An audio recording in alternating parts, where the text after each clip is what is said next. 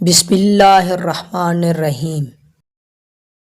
صحیح بخاری حدیث نمبر 93۔ فرمان مصطفیٰ صلی اللہ علیہ وآلہ وسلم۔ ایک دن رسول اللہ صلی اللہ علیہ وآلہ وسلم گھر سے نکلے تو عبداللہ بن حذافہ کھڑے ہو کر پوچھنے لگے کہ یا رسول اللہ صلی اللہ علیہ وآلہ وسلم، میرا باپ کون ہے؟ آپ صلی اللہ علیہ وآلہ وسلم نے فرمایا حذافہ۔ پھر آپ صلی اللہ علیہ وآلہ وسلم نے بار بار فرمایا کہ مجھ سے پوچھو۔ تو حضرت عمر رضی اللہ تعالیٰ عنہ نے دوزانو ہو کر عرض کیا کہ ہم اللہ کے رب ہونے پر، اسلام کے دین ہونے اور محمد صلی اللہ علیہ وآلہ وسلم کے نبی ہونے پر راضی ہیں، اور یہ جملہ 3 مرتبہ دہرایا۔ پھر یہ سن کر رسول اللہ صلی اللہ علیہ وآلہ وسلم خاموش ہو گئے۔ صحیح بخاری حدیث نمبر 94۔ حضرت صلی اللہ علیہ وآلہ وسلم جب سلام کرتے تو 3 بار سلام کرتے، اور جب کوئی کلمہ ارشاد فرماتے تو اسے 3 بار دہراتے، یہاں تک کہ خوب سمجھ لیا جاتا۔ صحیح بخاری حدیث نمبر 95۔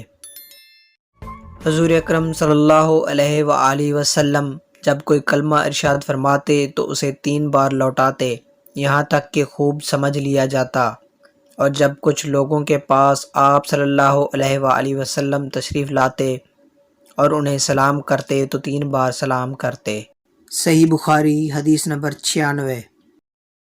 عبداللہ بن عمر رضی اللہ تعالیٰ عنہ کہتے ہیں کہ ایک سفر میں رسول اللہ صلی اللہ علیہ وآلہ وسلم ہم سے پیچھے رہ گئے۔ آپ صلی اللہ علیہ وآلہ وسلم ہمارے قریب پہنچے تو عصر کی نماز کا وقت ہو چکا تھا یا تنگ ہو گیا تھا، اور ہم وضو کر رہے تھے۔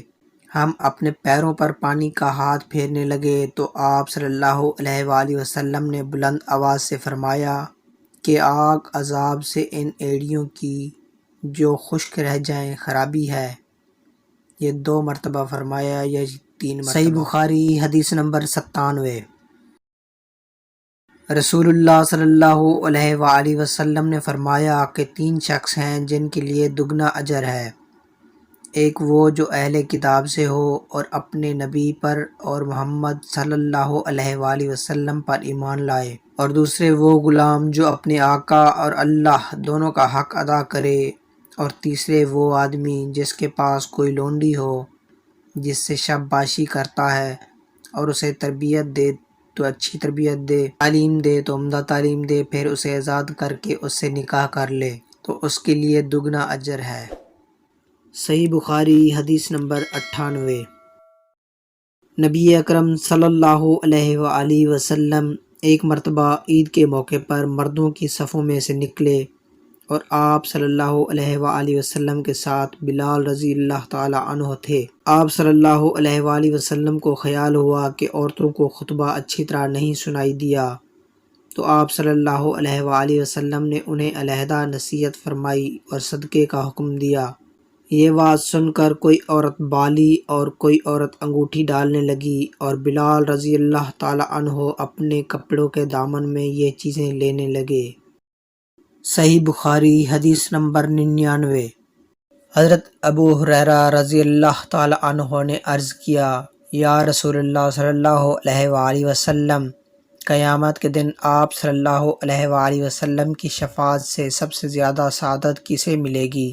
تو رسول اللہ صلی اللہ علیہ وآلہ وسلم نے فرمایا اے ابو ہریرہ، مجھے یقین تھا کہ تم سے پہلے کوئی اس کے بارے میں مجھ سے دریافت نہیں کرے گا، کیونکہ میں نے حدیث کے متعلق تمہاری حرص دیکھ لی تھی۔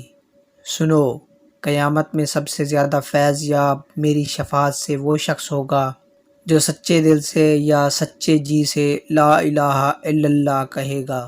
صحیح بخاری حدیث نمبر 100۔